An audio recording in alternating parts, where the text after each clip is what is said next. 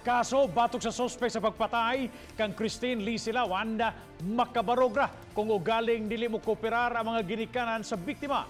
Kinul sa kondisyon nga gipangayo sa mga ginikanan ni Silawan nga i-appeal gyud sa mong kaso ang unang sospek nga kanhi uyab nga ibutang gyud sa kaso gibutang sad nga nalugos ang biktima. Ani ang report.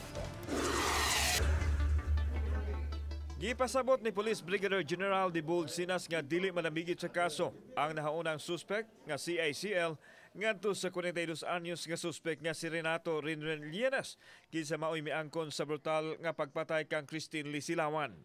Sa autopsy report sa PNP Crime Laboratory, wa usay timailhan nga gilugos ang biktima. Suma sa direktor sa PRO7 nga mas maayo gyud unta kung dunay mobarog nga nominal complainant o kini mao ang pamilya sa biktima. Apan isalig na lang nila sa piskalya unya ang kaso nga gidakdang ipasaka batok kang Lienes ug mga adlaw.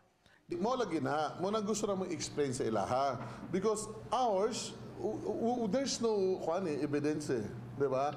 There's no witness testimony na kwan siya. Again, I'd like to inform that when we arrested our suspect is we have to find out the truth of the incident, not to clear the other suspect. Giklaro usab sa PRO7 nga positibo gyud ang CJ Diaz sa Facebook nga kachat sa biktima nga maura usab ang suspitsado nga si Renren Lienes. Yes. Including the other Facebook account. We have already discussed this with the sister and Mayor Paz. Gipakita gyud sa ilahag gyud sa niya pag-open.